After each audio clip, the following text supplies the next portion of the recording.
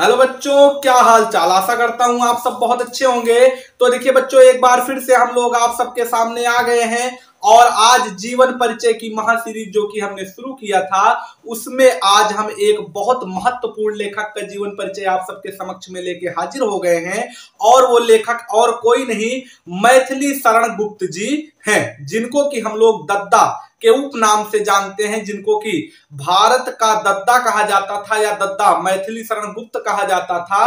और उनके बारे में एक खास बात यह भी है कि उनको महात्मा गांधी जो कि राष्ट्रपिता हैं, उनके द्वारा उनको राष्ट्र कवि की उपाधि भी प्राप्त है। ठीक, राष्ट्र कवि रामधारी सिंह दिनकर जी थे और राष्ट्र कवि मैथिली शरण गुप्त जी भी हुए हैं। तो ये दो बहुत महत्वपूर्ण हमारे हिंदी में कवि हैं जो कि अपनी देदीप्यमान छत्र लेखनी के लिए जाने जाते हैं और एक से बढ़ के एक रचनाएं जो कि हमारी हिंदी भाषा को इन्होंने प्रदान किया है। तो आज कुछ उसी विशेष लेखककार का हम लोग जीवन परिचय देखने चल रहे हैं अपने इस बहुत अच्छे एपिसोड जिसका नाम है जीवन परिचय की महा सीरीज में। तो आइए शुरू करते हैं।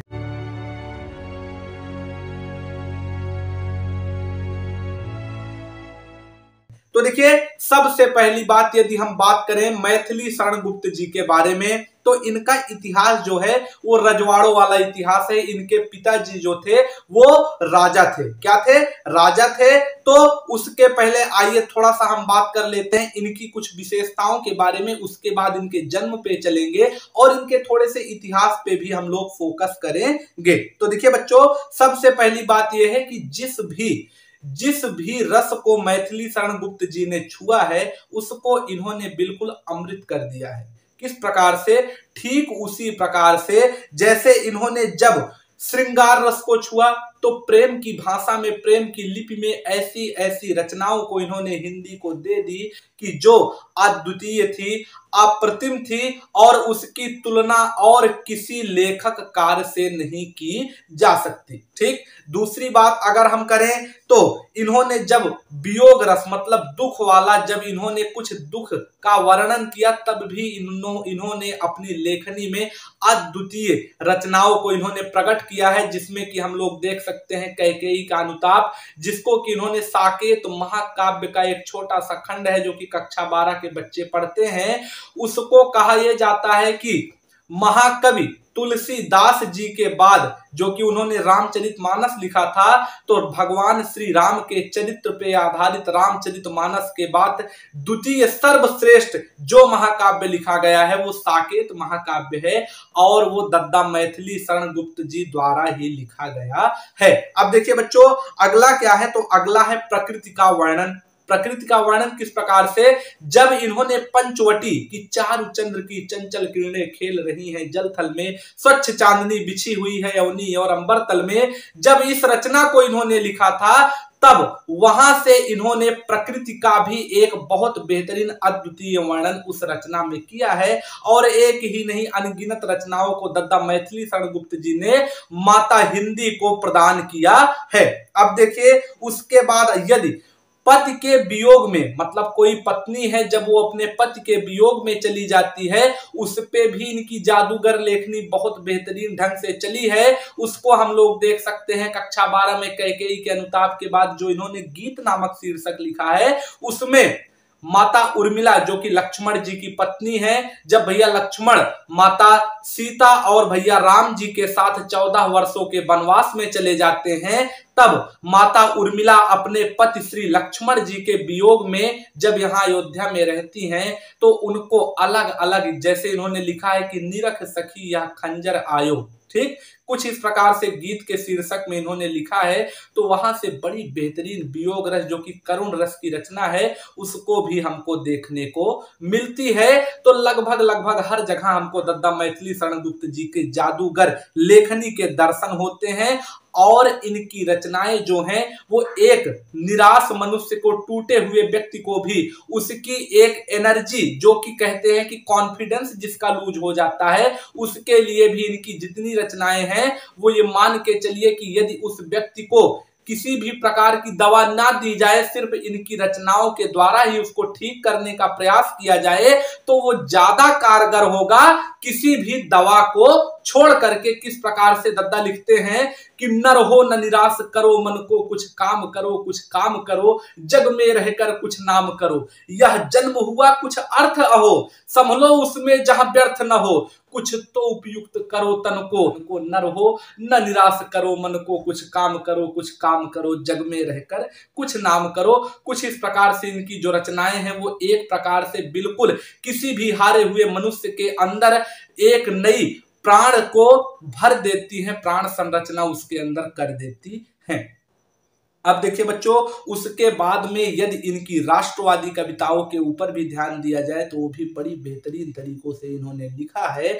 और उसका अगर हम लोग उदाहरण देखें तो ये लिखते हैं, जो भरा नहीं है भाव में जिसमें बहती रसधार नहीं, वह हृदय नहीं वह पत्थर है जिसमें स्वदेश का प्यार नहीं। तो ये स्वदेश अर्थात अपने भारत देश से भी बहुत ज्यादा प्यार करते थे और अपनी जन्मभूमि माटी के लिए इन्होंने एक से बढ़ के एक रचनाओं को भी लिखा है, जो कि राष्ट्र प्रेम से ओतप्रोत रचना हमको देखने को मिलती है। अब देखिए बच्चों, अब इनके थोड़े से इतिहास पे चलें यदि, तो हमको बताया यह जाता है कि सन 1857 में जब अंग्रेजों और हमारी झांसी की रानी मुख्य रूप से उस लड़ाई में लड़ी थी, जिसमें मंगल पांडे जी भी थे और भी बहुत सारे युवा क्रांतिकारी थे उस समय जो अंग्रेजों का आतंक था और छोटे मोटे राजाओं का भी जो दबदबा था, उससे परेशान होकर के इनके पिता कौन थे? तो इनके पिता थे सेठ रामचरण गुप्त। सेठ रामचरण गुप्त जी कौन थे? सेठ रामचरण गुप्त जी जो हैं वो ग्वालियर के भंडेर रियासत के धनवान कनकने परिवार के मुख्य सदस्य थे। ठीक है, ग्वालियर एक जगह है, वहां की एक भंडेर रियासत कभी हुआ करती थी। जैसे राजा महाराजा में बहुत सारी रियासतें थी पहले के जमाने में, तो उसी में से ग्वालियर के भंडेर रियासत के धनवान कनकने परिवार के मुख्य जो मुखिया थे वो सेठ रामचरण कनकने जी थे।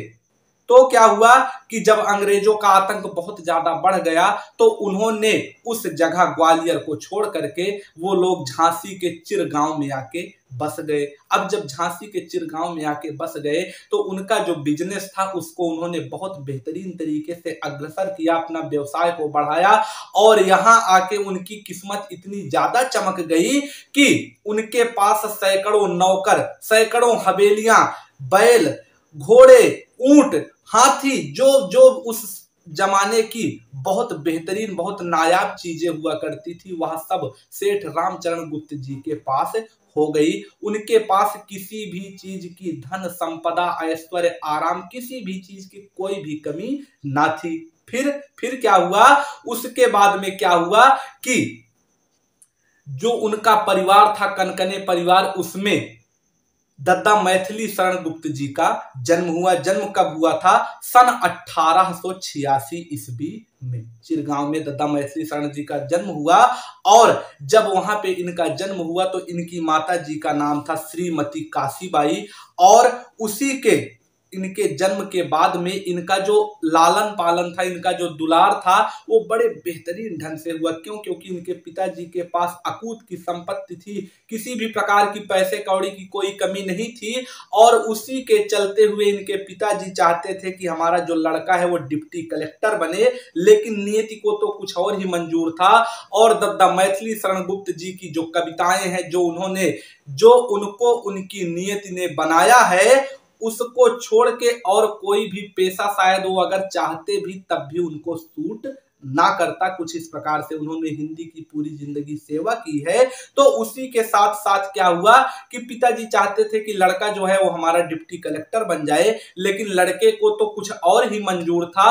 और जो इनके पुत्र मैथिली शरण गुप्त जी थे, इनको पतंगबाजी करना बचपन में बहुत ज्यादा पसंद था। तो जहां भी ये जाते थे बड़ा बेहतरीन तरीके से पतंगबाजी करते थे, और साथ साथ ही ये बहुत ज्यादा लाड़ दुलार में पाले गए थे। तो इनको पढ़ाई लिखाई में बहुत ज्यादा खासा इंटरेस्ट आता नहीं था, और खास करके उस जमाने में जब अंग्रेजों का जमाना था तो अंग्रेजी भाषा जरूरी हो गई थी, तो इनको अंग्रेजी स्कूल में भी भेजा जाता था। लेकिन दद्दा मैथिली शरण गुप्त जी को अंग्रेजी भाषा से ही नफरत थी, या यूं कहें कि उनको वो भाषा बिल्कुल भी रास नहीं आती थी, तो उनका पढ़ने में इससे भी थोड़ा बहुत मन जो है वो हट जाता था, किसी दूसरे राह में चला जाता था। फिर उसका सल्यूशन क्या निकाला गया कि इनकी जो पढ़ाई थी वो इन्होंने ठीक से नहीं पूरी की, और बस कुछ मतलब एक प्रकार से ये कहें कि बस हाँ ये था कि हाँ पढ़े लिखे हैं, बस बात खत्म। ठीक, इनको पढ़ना लिखना ज्यादा पसंद नहीं था। फिर क्या हुआ बच्चों, जब इनको पढ़ाई लिखाई से बहुत ज्यादा मतलब नहीं रह गया था, तो इनके घर वालों ने इनकी कर दी 1895 में विवाह। विवाह जब हो गया इनका, तो विवाह के बाद इनके ऊपर एक से बढ़ के एक बैक दुख आ पड़े। दुख किस प्रकार से थे कि सबसे पहली बात तो इनकी पत्नी का देहांत हो गया, जिससे इनके 1895 में शादी हुई थी। दूसरी चीज, इनके पुत्र का भी देहावसान हो गया। उसके कुछ दिनों बाद ही इनके पिताजी जो कि सेठ रामचरण गुप्त जी थे, उनका भी देहांत हो गया, और पति के वियोग में इनके माताजी भी अगले ही साल स्वर्ग को सिधार गई। अब युवा अवस्था का समय था, समझबूझ की कमी होने के कारण व्यापार में इनके लाखों का घाटा हुआ। परिवार के जो बड़े प्रिय स्तंभ सदस्य थे उनकी मृत्यु हो चुकी थी, और पूरी तरह से दद्दा मैथिली शरण गुप्त जी टूट चुके थे। यहां से जो ये व्यक्ति था दद्दा मैथिली शरण गुप्त थे, उन्होंने अपनी कला को निखारा, और यहां से आगे चल के वो इस प्रकार की वो कविताएं लिखे हैं कि किसी भी मनुष्य को, चाहे वो जितनी मुसीबत में हो, यदि इनकी एक बार कोई भी कविता सुन ले तो बिल्कुल खुश हो जाता है। कुछ इस प्रकार से इन्होंने अपने जीवन में दुख का भी सामना किया हुआ है। रिश्तेदारों ने परेशान होकर के इनकी सन 1904 में दूसरी शादी करवा दी, लेकिन वो भी शादी बहुत ज्यादा दिन तक नहीं चली, और मात्र 10 वर्ष के अंदर ही जो इनकी दूसरी पत्नी थी उनका भी निधन हो गया। अब दद्दा मैथिली शरण गुप्त जी बहुत परेशान हो गए, और सन 1905 के करीब में इनकी मुलाकात हुई आचार्य महावीर प्रसाद द्विवेदी जी से, जो कि हिंदी के पितामह कहे जाते हैं। उनकी इनसे मुलाकात हुई। ये थोड़ा डर रहे थे कि कैसे उनके पास चला जाए, लेकिन ये गए थे वहां पे, और इन्होंने उनको बताया, इन्होंने उनसे क्या बताया। मेरा नाम मैथिली शरण है, मैं कविता लिखता हूं, और मैं चाहता हूं कि मेरी कविताएं सरस्वती में प्रकाशित हों। बहुत से लोग चाहते हैं कि उनकी रचनाएं सरस्वती में छपें, लेकिन सबको मौका नहीं मिलता। और फिर आप तो ब्रजभाषा में लिखते हैं। सरस्वती खड़ी बोली की पत्रिका है, मैं भला कैसे छाप सकता हूं? अगर आप मुझे आश्वासन दें तो मैं खड़ी बोली में भी कविता लिख दूंगा।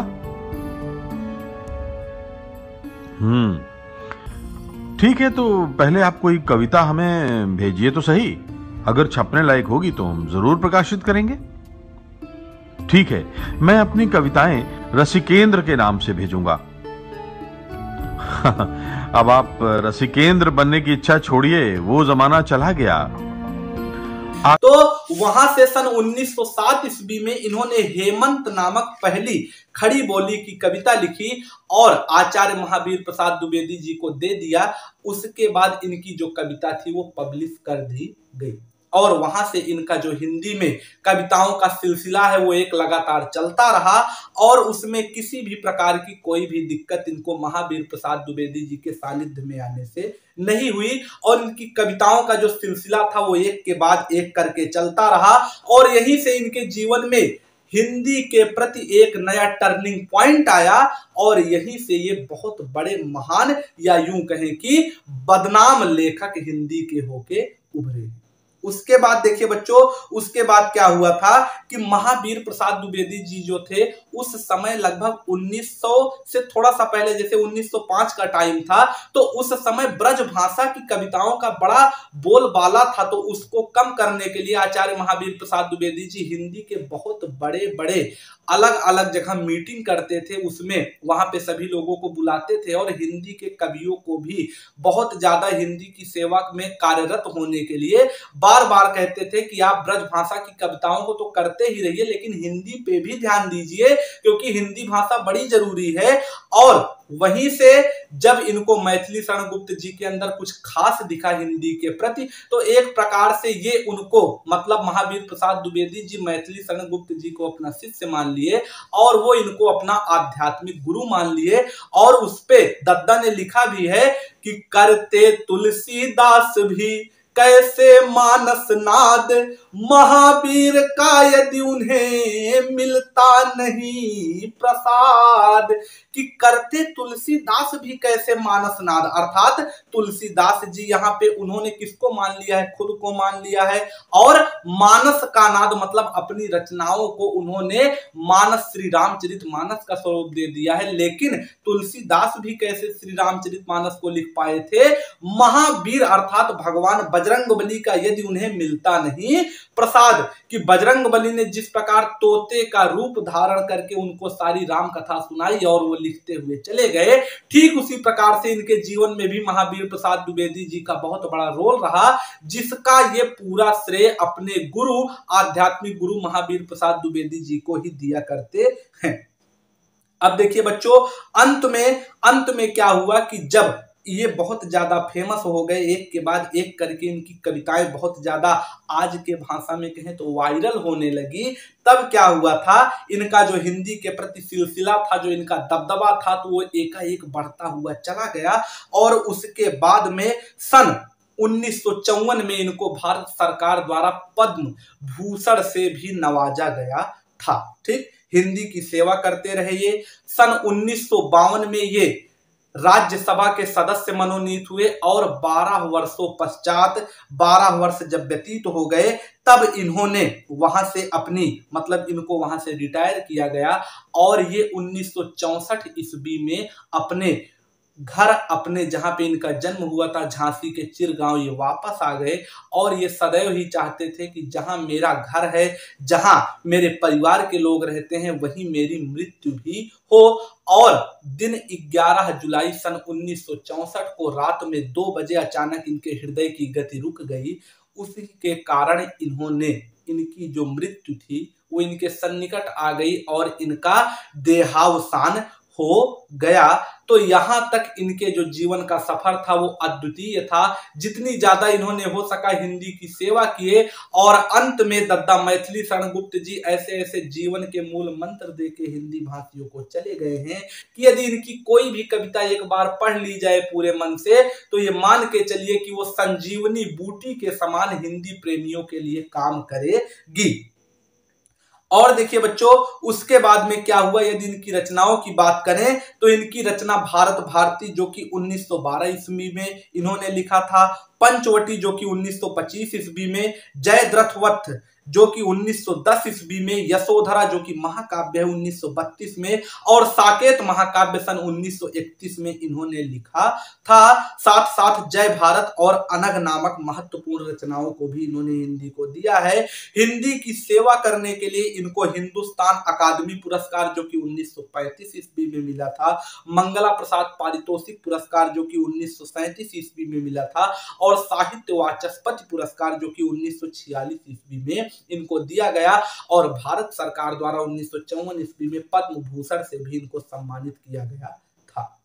तो यहां तक जो था ये हमारे दद्दा मैथिली शरण गुप्त जी की जीवन परिचय थी। यदि इसमें आपको कोई समस्या हो तो आप हमको कमेंट में बताएं। बाकी जो भी जहां से भी हम ला सकते थे इनके बारे में, देखिए जीवन परिचय वही हम आपको बताना चाहते हैं जो आपको सुन के एक बार में याद हो जाए, उसमें बहुत ज्यादा कहानी ना हो, लेकिन कहानी के फॉर्म में ही यदि आप समझेंगे तो आपको तहे उम्र एक ही बार में किसी भी लेखक का जीवन परिचय बड़े आराम से याद हो जाएगा। तो जीवन परिचय की महासीरीज में एक और कड़ी हम जोड़ने का प्रयास कर रहे हैं। जैसे आपको और सारे जीवन परिचय के महत्वपूर्ण वीडियोस जिस प्रकार से उस पे आपने अपना प्रतिक्रिया दिया, कोशिश रहेगी कि इस पे भी आपकी बेहतरीन प्रतिक्रिया आएगी। और साथ साथ में यदि वीडियो पसंद आई है तो वीडियो को लाइक कर दें, चैनल को सब्सक्राइब कर दें, और ऐसी ही महत्वपूर्ण जीवन परिचय देखने के लिए RSP स्टडी पॉइंट पे अपना पूरा सपोर्ट अवश्य बनाएं। तो चलिए बच्चों, मिलेंगे आपसे नेक्स्ट लेक्चर में, तब तक के लिए ओके बाय।